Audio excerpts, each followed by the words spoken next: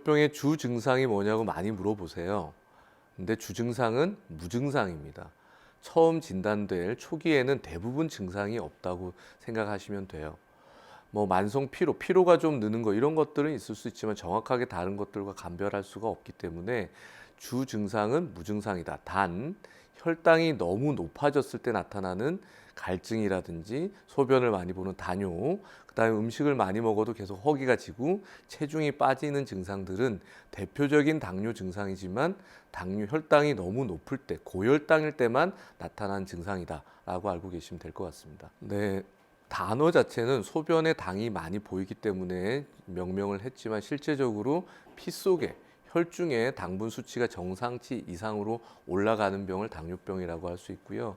결과물로서 결국 혈당이 혈중에 너무 높으면 몸에 있는 전신의 모든 혈관이 망가지는 병이에요. 그래서 요즘에는 당뇨병은 혈관병이다라고 정의할 수 있습니다. 혈당을 조절하는 가장 중요한 기능을 하는 게 몸에 나오는 인슐린이라는 호르몬이죠. 췌장에서 분비가 되고 인슐린 분비가 적절치 않거나 인슐린이 잘 나와도 일을 잘 못할 경우에 혈당이 올라가는 당뇨병이 생기는 거예요. 그래서 인슐린은 치료제로도 쓰지만 당뇨 관리에 있어서 가장 중요한 호르몬입니다. 최근에 당뇨병 종류들이 다양한 원인들이 밝혀지고 있지만 가장 대표적인 게 1형 당뇨, 2형 당뇨예요. 왜 이름을 붙여놨느냐, 구분을 해놨느냐. 인슐린이 당뇨병에 굉장히 중요한 호르몬이라고 그랬잖아요. 근데 인슐린이 평생 잘 나오고 일을 잘하면 당뇨병이 생길 일이 없겠죠. 근데 2형 당뇨병은 인슐린은 잘 나오고 있지만 인슐린은 우리 몸에서 먹었던 많은 에너지들을 잘 쓰도록 도와주고 몸에 잘 저장을 시킬 수 있도록 도와주는 역할을 하는데 이런 기능이 떨어지는 거예요. 그런 거 어려운 말로 인슐린 저항성이라고 그러는데 원인이 이제 나이가 드는 거 중요한 원인이 될 거고 후천적으로 비만해지는 거, 타고난 가족력 이런 것들이 인슐린 기능이 떨어질 수 있거든요. 그런 인슐린 기능이 떨어져서 인슐린이 충분히 나오지만 혈당을 잘 못 떨어뜨리는 게 원인이 돼서 생긴 당뇨병이 2형 당뇨병이에요. 1형 당뇨병은 다양한 원인이 있지만 아주 짧은 기간 내 보통 6개월을 넘지 않는데 췌장에서 인슐린이 분비되는데 췌장의 기능이 일시에 다 망가져 버리는 거예요. 그래서 인슐린 분비능을 아주 짧은 기간 내에 다 잃어버려요. 근데 이런 건 되돌릴 수가 없거든요. 그래서 인슐린이 절대적으로 부족해서 생긴 당뇨병이 1형 당뇨병이죠. 1형 당뇨병은 말씀드렸듯이 절대적으로 인슐린이 없어요. 그러면 인슐린을 대체할 수 있는 게 없단 말이죠. 그래서 외부에서 인슐린을 맞는 수밖에 없어요. 지금 많은 인슐린 제형들이 나와 있고 사람이 스스로 만들어낸 인슐린과 거의 형태가 동일하게 쓸 수 있도록 만들어져 있기 때문에 1형 당뇨는 평생 인슐린을 세 번 내지 네 번 다회요법을 써야 되는 거고요. 2형 당뇨병도 물론 인슐린을 쓸 수 있지만 인슐린은 잘 나오고 있다고 그랬잖아요. 그래서 인슐린 기능이 떨어져 있는 거예요. 그래서 경구약제들을 통해서 인슐린 기능을 개선시켜주는 작업들을 해줄 수 있거든요. 그래서 많은 경구약들로 그런 치료를 해가면서 혈당을 조절할 수 있는 방법들이 2형 당뇨한테는 열려 있는 거고요.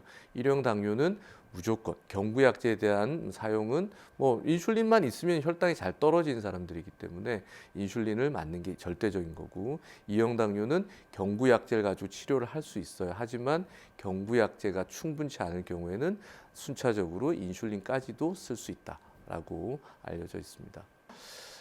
진료를 보다 보면 굉장히 안타까운 게 많아요. 당뇨병을 진단을 받았는데 옛날 기록을 쭉 보면 분명히 신호가 왔는데 그 신호를 인지를 못하고 신호가 인지는 했지만 노력을 안 해서 당뇨병이 진단돼 버린 경우가 너무 많거든요. 당뇨병은 진단이 되면 당뇨가 없는 상태로 돌아갈 수가 없어요. 근데 전 단계는 얼마든지 할 수 있거든요. 대부분의 우리나라 당뇨병의 95% 이상은 2형 당뇨병인데 2형 당뇨병은 인슐린 기능이 떨어지는 건데 대표적인 원인이 비만이에요, 비만. 그래서 적절한 운동과 식이를 통해서 체중 관리를 적절히 잘 하는 것이 굉장히 중요합니다. 특히나 가족력은 내가 없앨 수가 없어요. 부모님이 당뇨가 있는데 내가 당뇨가 없앨 수가 없잖아요. 그래서 그런 위험 요인이 있으신 분들은 젊을 때부터 특히나 정기적인 운동하고 적절한 식이 관리를 통해서 적정 체중과 충분한 근육량을 확보하고 있는 것이 굉장히 중요해요. 그래서 뭐 가장 기본적인 거죠. 운동, 적절한 식이, 적절한 체중 관리. 이 세 가지가 굉장히 중요하죠. 그리고 무엇보다도 또 강조드리고 싶은 것은 기회를 잃어버리는 어리석음을 만드시면 안 돼요. 그래서 당뇨 전 단계 신호들이 분명히 있거든요. 공복 혈당 기준으로도 당뇨와 정상 사이에는 구간이 있어요. 이 구간에 혈당이 측정되시는 분들은 아직 난 당뇨가 아니야, 괜찮아라고 그냥 지내시면 안 돼요.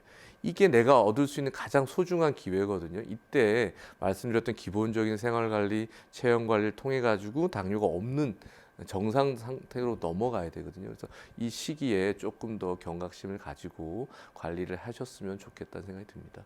당뇨병 환자들한테 늘 말씀드리는 거고, 저도 진료 보면서 환자들에게 늘 말씀드리는 거지만, 초기에는 아무 증상이 없는 병이고 전 단계에도 불편한 증상이 없어요.